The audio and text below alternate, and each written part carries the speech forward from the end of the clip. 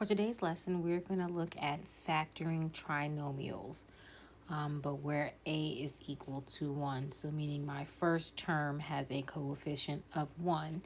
Later on, we will look at, or our next set of notes, we will look at when a is greater than 1. All right, so trinomials are polynomials made up of the sum and difference of 3 unlike terms. When we factor trinomials, we will find that they are the product of two binomials, excuse me. Here we will investigate trinomials that take the form ax squared plus bx plus c. The terms b and c could be positive or negative, but for this assignment, we're going to limit a to 1, meaning that our coefficient on the a is 1. When our trinomials look like this, the steps we take to factor algebraically are below. So we factor first term C. So that last term, we're going to look for those factors. So those numbers that multiply to give us C. All right. Once we have listed those factors, then we're going to add them up, those factors, to see which factors sum to the B term. All right. So when factoring using A equals 1, you take C. You're looking for two factors that multiply to give you C, that when we add them together give us B.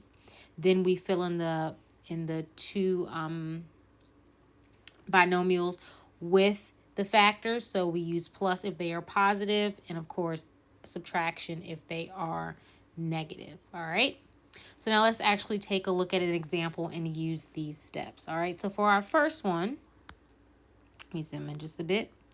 I have x squared minus 5x plus 6. All right. So the first thing I'm going to do is I'm going to look for those factors of 6. All right. Those numbers that multiply to give me 6. All right. So listing the factors, I know that 1 times 6 gives me 6. I know that 2 times 3 gives me 6. Okay. Okay. Also looking at negatives, I know that negative 1 times negative 6 gives me 6. And I know that negative 2 times negative 3 also gives me 6. And part of the reason why I was looking at the negatives is the fact of, you can see here that my B is negative 5 and my C is 6. So remember, we want two factors that when I multiply give me C, that when I add them, they give me B. All right, so now that I've listed the factors, negative and positive, I can see that 1 plus 6 is going to give me 7. I can see that 2 plus 3 is going to give me 5. I can see that negative 1 plus a negative 6 gives me negative 7. And I can see that negative 2 times negative 3, when I add them together, is going to give me negative 5.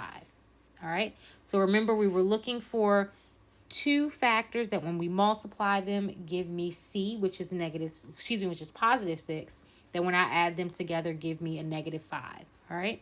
So for this example, we can see that my factors are going to be negative 2 and negative 3, because when I multiply them together, I get positive 6. When I add them together, I get negative 5. All right. So filling it out with my factors, I know that my factors here are x minus 2 and x minus 3. Okay. And again, we did multiplying polynomials. So again, when we multiplied two binomials, they gave us a trinomial. I can always check my answer by using the full method or the box method to check my answer. So really fast using the full method here to double check to make sure that negative 2 and negative 3 are my answers. X times x gives me x squared. X times negative 3 gives me negative 3x. Negative 2 times negative x gives me negative 2x. Negative 2 times negative 3 gives me a positive 6. Remember, I have my like terms here. So I get x squared minus 5x plus 6, which gives me my original trinomial. All right, so that's where the connection of multiplying binomials and factoring trinomials come in. You're looking for those two factors, those two binomials that when I multiply, give me that trinomial.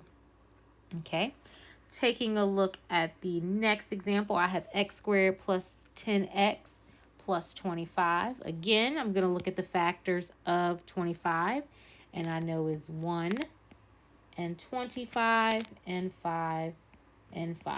All right, so I can see here that my B is a positive 10 and that my C is 25. So since they're both positive, I don't have to look at any of the negatives.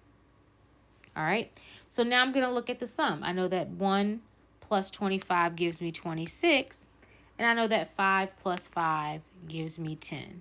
All right, so since I'm looking for two numbers that when I multiply give me 25, that when I add them give me 10, my factors are going to be 5 and 5. So in my parentheses, I'm going to put plus 5 and plus 5. Again, I can check myself since I'm working with two binomials by either using the FOIL method or the box method. All right, taking a look at the third example. All right, so again, identify my B is a positive 1. Remember, we just have x there plus x as a coefficient of 1. And my C is negative 2. All right, oops, equals negative 2. All right, so now we're going to look at factors of negative 2. So I can multiply negative 1 and a positive 2, or I can multiply a positive 1 and a negative 2. Now we're going to look at the factors. So I have negative 1 plus 2, which gives me a sum of 1. I have positive 1 plus a negative 2, which gives me the sum of negative 1.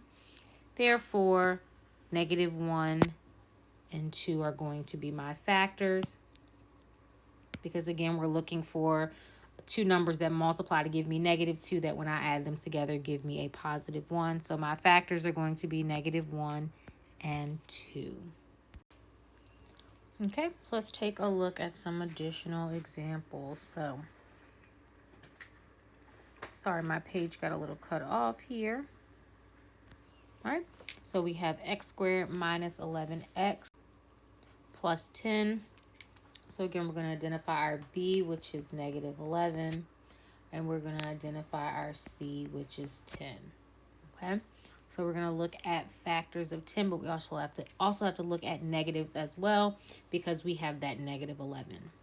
So we know that 1 and 10 multiply to give you 10.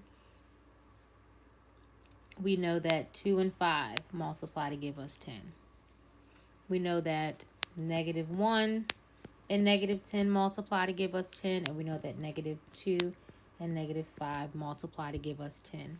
Now we're going to look at the sum. 1 plus 10 is 11. 2 plus 5 is 7. Negative 1 plus negative 10 gives us negative 11. Negative 2 times negative 5 gives us a negative 7. So again, we can see here, we want two numbers that when we multiply gives us a positive 10, that when we add them gives us a negative 11. So our factors are going to be negative 1 and 10. So we're going to have negative 1. We're going to have negative 10. So it didn't matter if our negative 10 went first, or if our negative 1 goes first. Again, when we multiply, we're still going to get the same answer. All right. Taking a look at the second one, we have x squared plus x minus 90. So again, identifying our B as 1 and our C as negative 90. Okay. So we know that 1 times negative 90 gives me 90. I know that negative 1 times a positive 90 gives me a negative 90. Negative 3 times 30. I also know that a positive 3 times a negative 30 gives me 90. I know that a negative 9 times 10 gives me a negative 90. And 9 times negative 10 gives me a negative 90. All right, so now let's sum it up.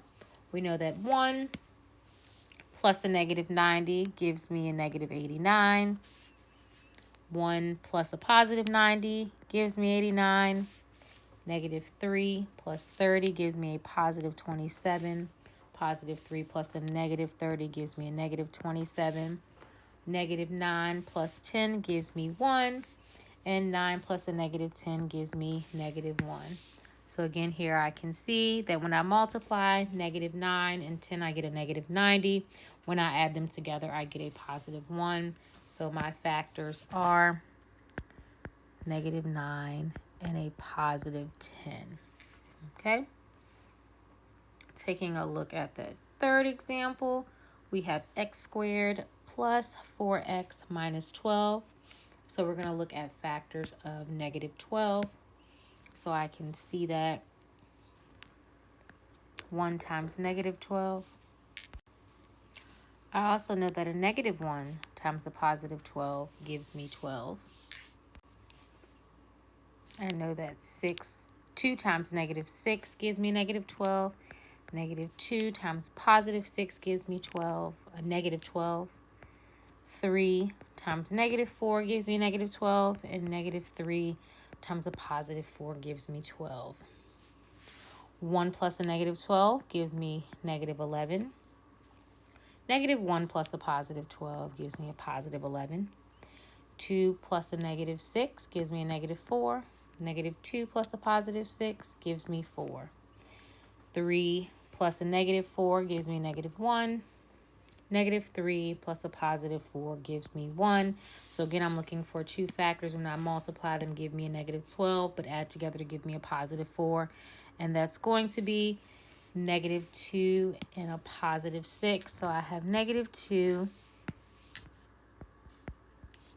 and a positive 6 as another factor. So again, just like in the first example and all the examples, you can either multiply or use the full method to check your answer. All right, so if we take a look, there are 3 at the bottom.